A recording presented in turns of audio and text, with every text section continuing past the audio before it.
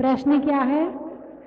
जीवन में गुरु की क्या आवश्यकता है? प्रश्न बड़ा अच्छा है।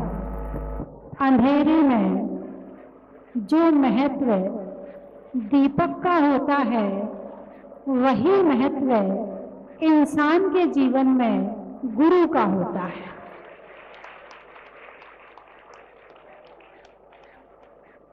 अंधेरे में जो महत्व दीपक का होता है इंसान के जीवन में वही महत्व गुरु का होता है।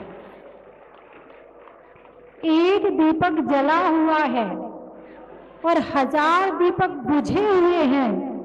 दीपक तो है मगर बुझे हुए हैं, और दीपक एक है मगर जला हुआ है। महत्व किसका है? जले हुए का है। और हजारों दीपक बुझे हुए रखे हों, कोई ऊर्जा नहीं है, और एक दीपक जला हुआ है, वो सबको प्रकाशित कर देगा। वो हर दीपक के अंदर रोशनी भरने की क्षमता रखता है। वो हर दीपक में ज्योति देने की क्षमता रखता है। वो हर दीपक को प्रकाशित करने की क्षमता रखता है। ये महत्व है जीवन में गुरु का, है ना? गांव में एक गुरु आते हैं, पूरे गांव में हलचल मच जाती है। थोड़े से और बड़े गुरु आते हैं, थोड़े आसपास के गांव में हलचल मच जाती है। हमारे उन गुरु का और ज्यादा ओरा हो तो 2-4 राज्यों में हलचल मच जाती है। और गुरु की शक्ति, गुरु की ऊर्जा, गुरु का प्रभाव और ज्यादा फैल जाए तो पूरे भारत में हलचल मच जाती है, मात्र एक गुरु के कारण से। और कौन से गुरु के द्वारा तुम्हारे जीवन का जागरण होना है पता नहीं है। बात समझ में आई कि नहीं आई? अब गुरु क्या करते हैं? गुरु करते क्या हैं? गर्मी बहुत पड़ रही है, बहुत गर्मी पड़ रही है।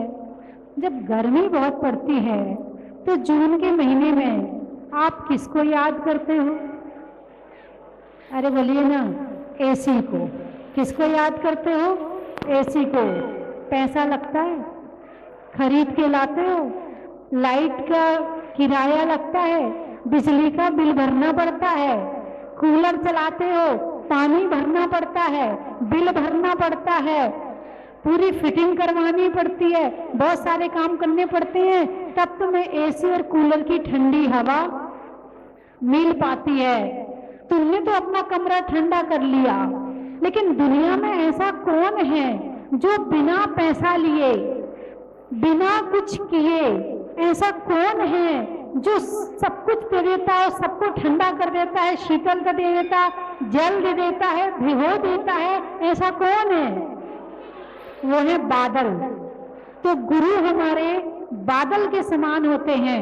पानी भी दिया, ठंडक भी दी, और बदले में कुछ भी नहीं लिया। सही रास्ता बताया, सच्चा रास्ता बताया। किसका? मैं हमेशा कहती हूं, आंख मेरे पास थी, गुरु ने देखना सिखाया। क्या? आंख मेरे पास थी, गुरु ने देखना सिखाया। कान मेरे पास थे, गुरु ने सुनना सिखाया। मुंह मेरे पास था, गुरु ने बोलना सिखाया। मन मेरे पास था, गुरु ने सोचना सिखाया। हाथ मेरे पास थे, गुरु ने लिखना सिखाया। पैर मेरे पास थे, गुरु ने चलना सिखाया। और ये जीवन मेरे पास था, गुरु ने जीना सिखाया।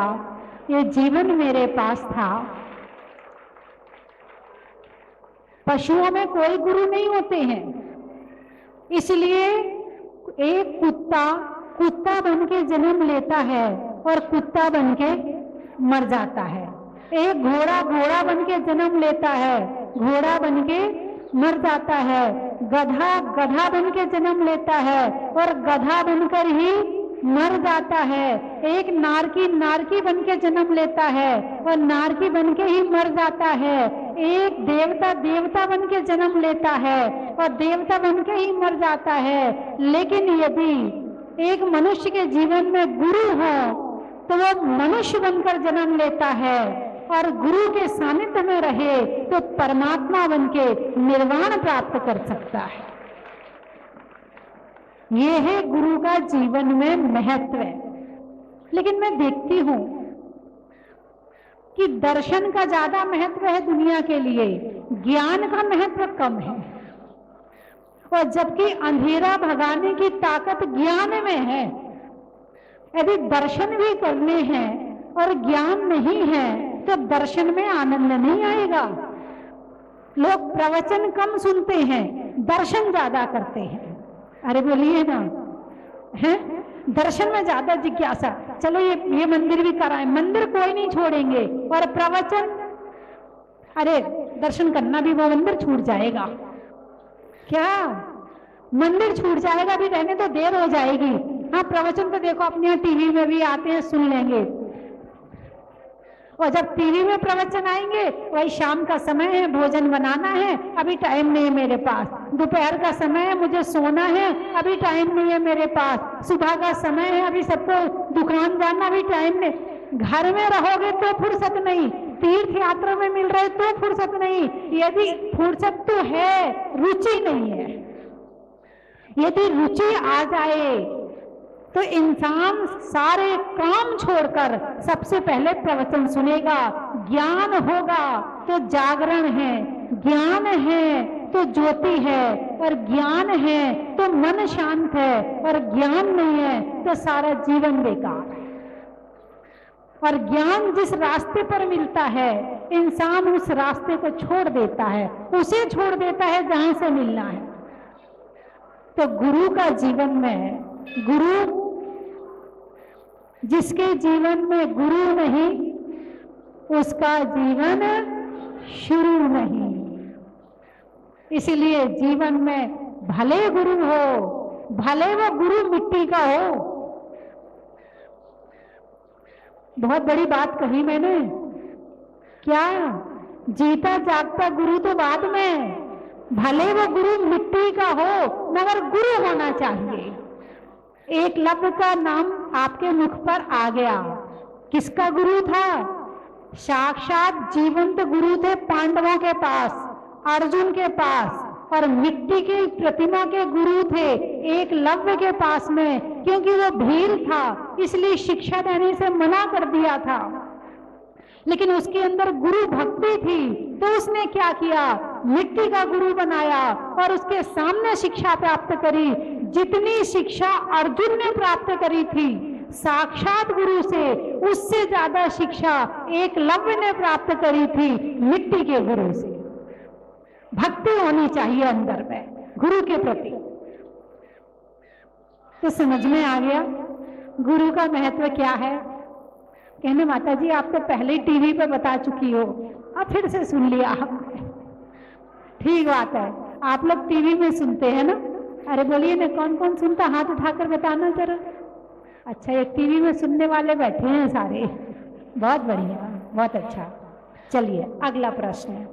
माता जी मेरी शंका है, हम सिर्फ क्षेत्रों पे भी जाते हैं, अतिशय क्षेत्रों पे भी जाते हैं और अपने निजी मंदिरों में भी जाते हैं। सिद्ध क्षेत्रों पे भी जाते हैं, अतिशय क्षेत्रों पर भी जाते हैं और निजी मंदिरों में भी जाते हैं। वहाँ भी पूजा करते हैं, अतिशय क्षेत्र पर भी पूजा करते हैं, सिद्ध क्षेत्र पर भी पूजा करते हैं, वहाँ पर भी शांति धारा करते हैं। मेरी शंका है माता जी कि जो हम अपने निजी मंदिरों में शांति धारा करते हैं। मैं समझ गई, प्रश्न समझ गई आपका। देखो स्थान का महत्व तो है ही ना, है ना। द्रव्य, क्षेत्र, काल का प्रभाव भाव पर पड़ता है और भाव का प्रभाव भाव पर पड़ता है। क्या? द्रव्य, क्षेत्र, काल, भाव का प्रभाव भाव पर पड़ता है। आप क्षेत्र की छोड़ो, द्रव्य की छोड़ो, स्थान की छोड़ो, आपके दिमाग पर आपके कपड़ों का प्रभाव पड़ता है कि नहीं पड़ता है? आपने मन में विचार किया मुझे सोनागिर जाना है, सबसे पहले दिमाग में क्या आएगा? कपड़े जमा लूं, वंदना को जाऊंगी तो ये पहनूंगी, नीचे रहूंगी तो ये पहनूंगी, सफर में रहूंगी तो ये पहनूंगी। बोलिए हाँ या ना? अभी पहने नहीं है, अभी केवल जाने का भाव बनाया है। ये कपड़े अजीब हैं और मैं जीव हूं, इन कपड़ों का प्रभाव पड़ा कि नहीं पड़ा? पड़ गया। अब आप सोनागिर आए, सोनागिर में आप धर्मशाला में ठहरे, भाई जरा कमरा ना अटैच देना, और एसी भी चाहिए कमरा, बिना एसी के अटैच का कमरा मत देना हमें, पैसे चाहे आप जितने ले लो लेकिन कमरा हमें ठीक ठाक देना। कमरे का प्रभाव आपके ऊपर पड़ा कि नहीं पड़ा? पड़ा। अब आप वहां से निकले तो सड़क पर चल रहे, अरे देखो यहाँ पर सफाई नहीं होती है, सड़क का प्रभाव आपके ऊपर पड़ा कि नहीं पड़ा? पड़ा ना। एक आप अपने मंदिर में रोज जाते हैं, मैं आपको बताऊंगी, और एक आप स्वयं प्रैक्टिकल करें।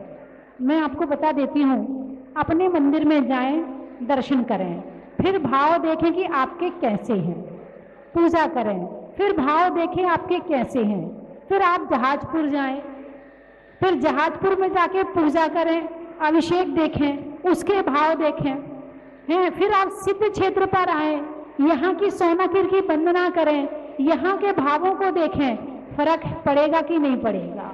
अरे बोलिए ना, फर्क है। यहाँ से जाने के बाद आप कई दिन तक सोनागिर में रहेंगे। सोनागिर में गए थे, ऐसा अभिषेक किया था, ऐसी शांति धारा की थी, ऐसे प्रवचन सुने थे, ऐसा आनंद आया था, कई दिन तक आपके दिमाग में सोनागिर घूमता रहेगा, माता जी घूमती रहेंगी, चंद्र प्रभु भगवान घूमते रहेंगे, है ना? ऐसा होगा कि नहीं होगा? आप अपने मंदिर में जाते हैं और अभिषेक शांति धारा करते हैं, कितना आपके दिमाग में घूमता है? अरे बोलिए ना, नहीं घूमता ना? वह किया कराया, अपने बातचीत करे, जहां धोती दुपट्टा बदलते ना वहां पुरुष बातचीत खूब करते हैं, ये क्षेत्र कैसा है, पूरे जितना यहाँ की समीक्षा होगी ना, सारी समीक्षा कहाँ होती है? जहां ये धोती दुपट्टा बदलते हैं। आज अभिषेक में ऐसी बोली लगी, आज पंडित जी ने इतना अच्छा भजन गाया, आज उन्होंने इतनी बोली ली, आज वहां के लोग आए, आज दर्शन में ऐसा मन लगा, सारी जितनी समीक्षा है कहाँ होती है? अरे बोलिए ना, जहां धोती दुपट्टा बदलते हो, है ना? लेकिन वहां तो होती है। फिर आप गाड़ी में बैठे तो चर्चा भी होती है। घर में आकर जब आप अपने घर में होते तो मंदिर से घर आके चर्चा करते हो? कोई भाई जल्दी चाय नाश्ता दे, दुकान जाना है, याद भी नहीं आती कि मंदिर भी गए थे। और सोनागिर से लौट के गए तो कई दिन तक याद रहेगा। ये क्षेत्र का प्रभाव है, और जब क्षेत्र का प्रभाव है तो उसका फल भी प्रभाव डालता है, भाव भी प्रभाव डालता है, वो समय भी प्रभाव डालता है।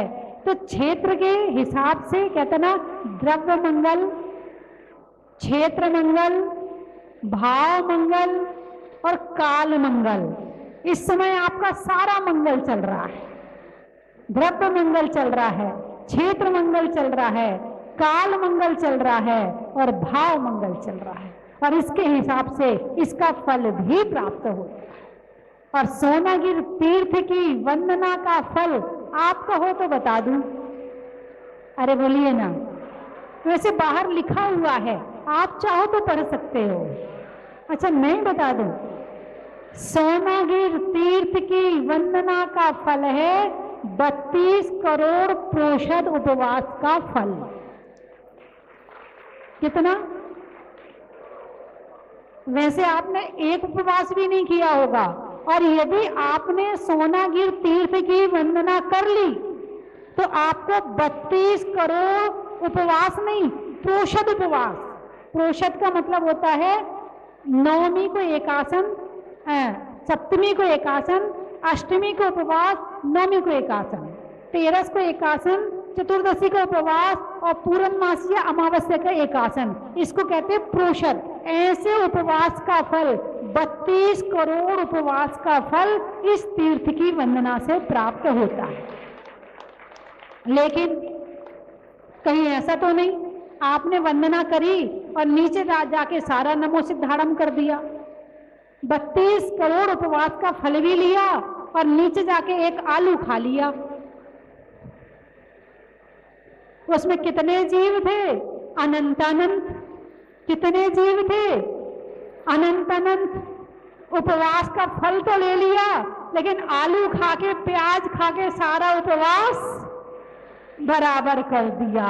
ऐसे मत करना, है ना। जब दवाई खाते हो तो डॉक्टर कहता है देखो खटाई मत खाना, भीगना मत, ज्यादा पानी में मत रहना, गीले में मत रहना, परहेज करना, तो मेरी दवाई का असर हो जाएगा। अब खटाई भी खाओगे, दवाई भी खाओगे तो खांसी ठीक होने वाली नहीं है। ऐसे आप इस तीर्थ पर आए हो तो आपको हर तरह की सावधानी रखनी जरूरी है। जैसे बाग लगाते हैं तो बाड़ लगाते हैं, बाड़ ना लगाओ तो गाय भैंस आके सारा बगीचा खा जाएगी, खत्म कर देगी। ऐसी आपने तीर्थ यात्रा करी है तो थोड़ी सी सावधानी खाने पीने में भी रखनी चाहिए। ठीक है, फल पता चल गया। चलिए अगला प्रश्न।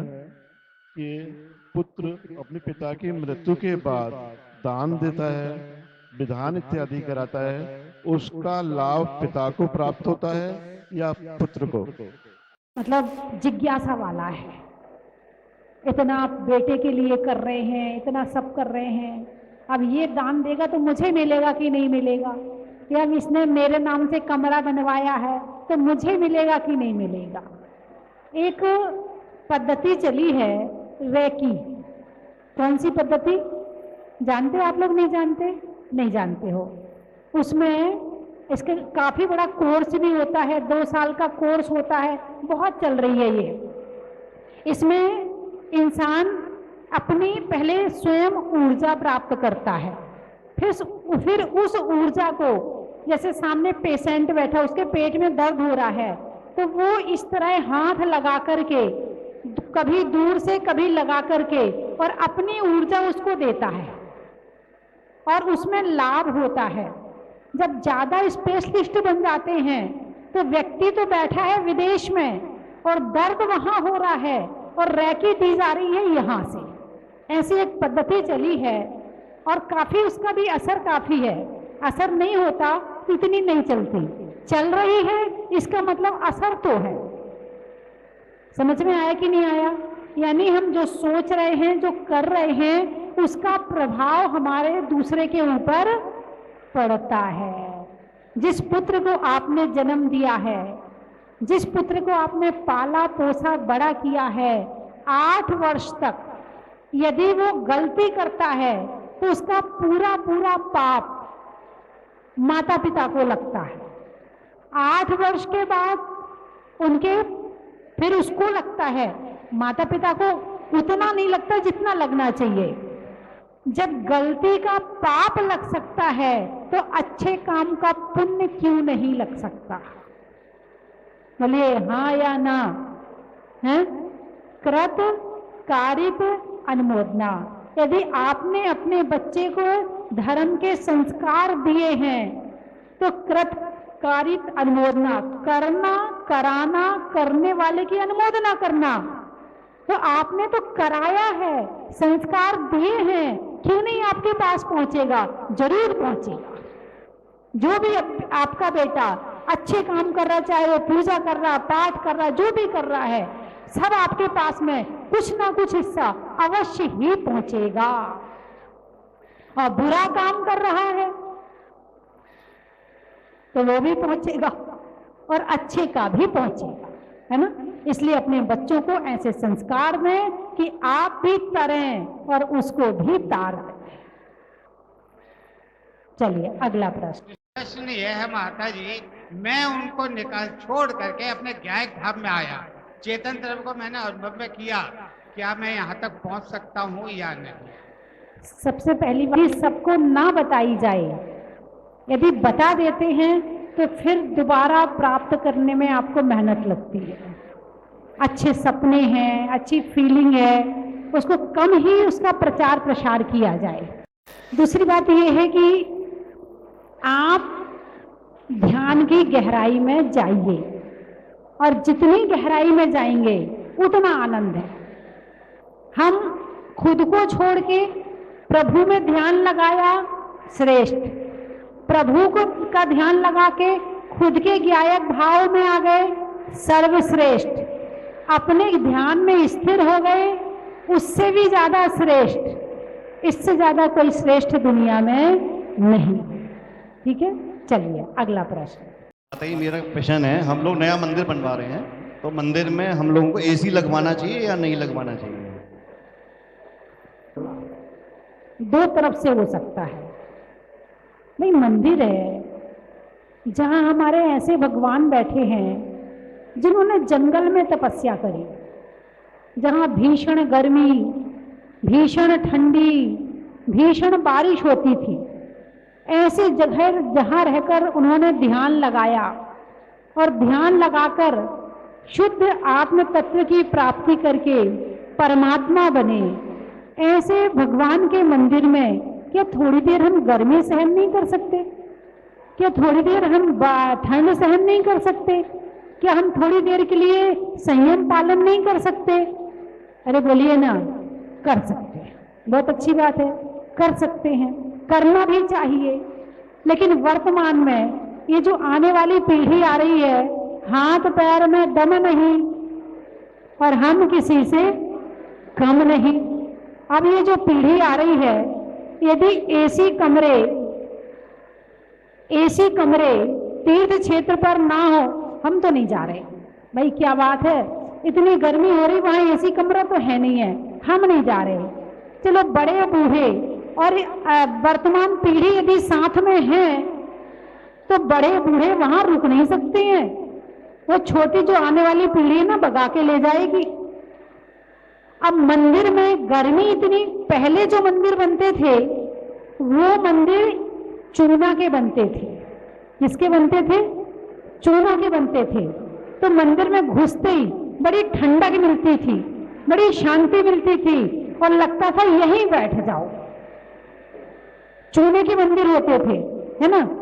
अब जो मंदिर बन रहे हैं वो बन रहे हैं लोहा के, सीमेंट के। अब जो मंदिर बन रहे हैं लोहे के और सीमेंट के। पहले जो मंदिर बनते थे उनकी दीवार जाके देखना 4-4 फीट चौड़ी, गर्मी आ ही नहीं सकती अंदर, सर्दी आ ही नहीं सकती अंदर। आराम से बैठकर पूजा करो, आराम से बैठकर भक्ति करो, कोई दिक्कत नहीं है। अब जो मंदिर बन रहे हैं 9 इंच की दीवार, अरे बोलिए ना, मजबूरी है, मजबूरी है। और छोटी कर दो तो 5 इंच की दीवार, 4 इंच की दीवार है। अब जिसमें गर्मी के समय में सुबह होते ही तप जाता है और लोहा इतना गर्म होता है कि वो अंदर नेगेटिव ऊर्जा फेंकता है, अंदर बैठने नहीं देता है। आदमी बैठे कैसे? अब 2 बातें हैं, यदि हम एसी लगाते हैं तो कम से कम बैठ के 2 घंटे पूजा तो कर पाएंगे, कम से कम शांति से माला तो फेर पाएंगे, पसीना तो नहीं पहुंचना पड़ेगा, हाय हाय तो नहीं रहेगी, है ना। यदि नया मंदिर बनाया और एसी ना लगाए तो बैठ नहीं सकते, लगाए तो धर्म में विरोध आता है, हिंसा हो रही है। अरे बोलिए ना। अब ऐसी स्थिति में यदि समय से कंप्रोमाइज ना किया जाए तो मंदिर खाली रह जाएंगे, लोग मंदिर आना बंद कर देंगे। और यदि हम कंप्रोमाइज करते हैं तो जो कुछ लोग हैं वो इसका, तो इसमें मैं ये भी नहीं कह सकती कि लगाओ। अरे बोलिए ना, मैं आपकी अनुमोदन नहीं कर सकती। मैंने सारी परिस्थितियां आपके सामने रख दी हैं और वर्तमान समय की स्थिति को बता दिया है। अब आप जैसा बैठना चाहते हैं वैसा अपना मंदिर बनाएं, ये आपकी इच्छा है। मेरा प्रश्न ये है कि जैसे हमने सुबह नाश्ता करा, उसके बाद 2 घंटे हमने सुबह जैसे नाश्ता करा, फिर हमने 2 घंटे छोड़ दिया, फिर हमने खाना खाया, फिर 2 घंटे का त्याग कर दिया, तो इसका हमारे जीवन में कितना महत्व है? देखिए, महत्ता है किसकी? त्याग की। अब त्याग की महत्ता क्यों, इतना त्याग क्यों करवाया जाता है? बच्चे तो चिढ़ जाते हैं कई बार, सारे दिन ये मत खाओ, वो मत खाओ, ये मत करो, वो मत करो, चिढ़ जाते हैं कई बार बच्चे। कई बार तो बहुएं सास से नाराज हो जाती हैं, क्या है अम्मा जी, ये मत बनाओ, वो मत बनाओ, वो अपना चौका अलग कर लो, चिढ़ जाते हैं। त्याग का महत्व क्यों है?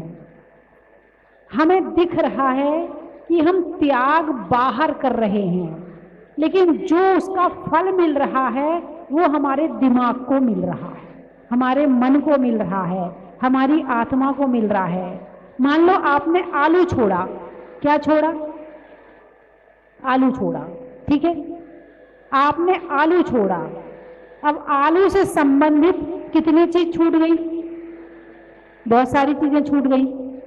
अब जब आलू खाते थे, आज आलू की सब्जी बना देना, आज सूखा आलू की सब्जी बनाना, आज पराठे बना देना, आज जरा ना आलू बंडा बना देना, आज समोसा खाना है, आज ये करना, दिमाग चल रहा है। आलू खाते हो ना, तो दिमाग भी उस तरफ भाग रहा है, ठीक है। और जितना दिमाग भागेगा उतना राग बढ़ेगा, जितना राग होगा उतना दिमाग भागेगा, उतनी चंचलता।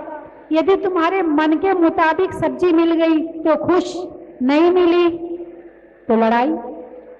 अरे बोलिए ना, मिल गई तो खुश और नहीं मिली तो लड़ाई। तो आलू किसका कारण बना? लड़ाई का कारण बना। अब आलू का त्याग है तो उस चीज से संबंधित जितने लड़ाई के कारण हैं वो सारे खत्म। उस चीज से संबंधित जितना राग और मोह का कारण है वो सारे खत्म। उस संबंधित जितने विचार हैं वो खत्म। आलू का त्याग नहीं किया आपने, आपने आकुलता का त्याग किया है, आपने लड़ाई का त्याग किया है, आपने राग का त्याग किया है, आपने शांति का समर्थन किया है, आपने शांति का उपाय किया। आपने आलू त्याग नहीं किया, आपने अपनी आत्मा को शांति पहुंचाई है। तो अब वो चाहे आप अष्टमी चतुर्दशी का करें, चातुर्मास का करें, हैं अष्टानी का पर्व 10 लाखनी का करें, या आप पूरे से त्याग कर दें। जितना त्याग उतना सुख। त्याग सुख का कारण है। किसका कारण है? इसलिए आप जितना त्याग करते हो आपका कदम सुख की तरफ जा रहा है। चाहे छोटा त्याग करो चाहे बड़ा त्याग करो। धन दौलत भौतिक वस्तुएं जेवर मकान सब तो आते हैं, इसके अलावा और क्या आता है? वाह, क्या दिख रहा है वो तो परिग्रह है ही। अरे बोलिए ना, वो परिग्रह है या नहीं है? नहीं, वो परिग्रह नहीं है। केवल भगवान के केवल ज्ञान में सारा संसार दिख रहा है तो क्या परिग्रह हो गया? देखने से परिग्रह नहीं होता है। मूर्छा परिग्रह। यदि आपने तत्वार्थ सूत्र पढ़ा है तो तत्वार्थ सूत्र के कौन से अध्याय में? 5वें अध्याय में मूर्छा परिग्रह। उस वस्तु के प्रति जो हमारी आसक्ति है, मोह है, वो परिग्रह है। तो जो चीज दिख रही है वो तो जिस चीज दिखने के बाद मूर्छा है, मोह है, राग है, वो परिग्रह है। उसके अलावा जिस शरीर में हम रह रहे हैं ये शरीर भी परिग्रह है। जो कपड़े हम पहन रहे हैं वो कपड़े भी परिग्रह है। जिस मकान में हम रह रहे हैं वो मकान भी परिग्रह है। और ये मकान, दुकान, परिवार किसके कारण मिला है? कर्मों के कारण मिला है।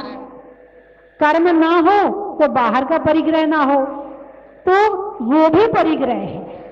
द्रव्य कर्म, भाव कर्म, मनो कर्म, सब परिग्रह है। 8 कर्म भी परिग्रह है। ठीक है, तो जो हम सूक्ष्म को हटाएंगे तो स्थूल अपने आप हट जाएगा। तो विशेष ध्यान कर्मों पर दें। विशेष ध्यान भावों भावों पर। पर है। माता जी धोती जहाजपुर महावीर जी जाने का निमित्त बने।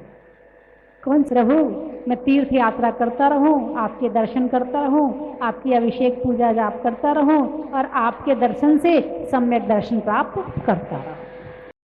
अनतेज जी जैन। रिनोवेट हो रही है, अब रिनोवेट हो रही है मतलब उसमें कोई ना कोई विकास हो रहा है। हमारे पुराने धर्मों में क्या होता था कि हम जल को छान के पीते थे, नियम है। उसके बाद में जो छन्ना है उसको हमने बिलछानी करके नदी में या फिर हम किसी तालाब में या फिर कुएं में डाल देते, जिससे जीव हिंसा ना हो। अब चूंकि वो एक सिस्टम में है कि हमको छानना है, लेकिन जो सिस्टम बाद का था वो खत्म हो रहा है। अब ऐसे में हम क्या करते हैं कि हमने पानी छाना, छन्ने को लिया, निचोड़ दिया, छन्ने को लिया और पानी में बिलछानी करके वो नाली में बहा दिया। तो ऐसे हमको पाप अधिक पड़ा है, पुण्य पड़ा है, ये समझ नहीं आता। कुएं से आता था, नदी से आता था, तालाब से आता था, झरने से आता था, तब तक तो जीवाणी बिलछानी बड़ी अच्छी तरह से हो जाती थी। अब घर में लग गए नल, अब पानी जहाँ से आ रहा वहाँ कैसे पहुँचे? तो कम से कम जहाँ आप जीवाणी कर रहे हैं वहीं कोशिश करें कि जल के जीव जल में चले जाएं। जीवन के कल्याण के लिए बहुत सारा पुण्य और संपन्नता जरूरी है। अपन विपरीतताओं में भी जीवन का कल्याण कर सकते हैं। पुण्य करना अलग बात, तुम पुण्य किस लिए कर रहे हो? मेरा घर अच्छे से चले, परिवार अच्छे से चले, दुकान मकान अच्छे, इसलिए पुण्य कर रहे हो। लेकिन आत्मा से धर्म करके पुण्य की इच्छा से रहित होकर धर्म करना ये अलग बात है। जो आत्मा के लिए कार्य करता है, धर्म करता है, पुण्य तो अपने आप आ ही जाता है, बुलाना नहीं पड़ता है ना? तो धर्म के काम आत्मा से करें, आत्मा के लिए करें और आत्म विशुद्धि के लिए करें, मन की विशुद्धि के लिए करें। कल नृत्य में नूपुर का, आने वालों में कानपुर का, बड़ा ही महत्व है। त्रियंचों में दिल्ली का, डंडा में गिल्ली का, आने वालों में दिल्ली का, बड़ा ही महत्व है। स्वर्ग में परी का, छोड़ने में हरि का, आने वालों में शिवपुरी का, बड़ा ही महत्व है। मोरेना, चेहरे पर नैना का, बोलने में बैना का, आने वालों में मुरैना का, बड़ा ही महत्व है। रिश्तों में ससुर का, देवों में असुर का, आने वालों में जयपुर का, बड़ा ही महत्व।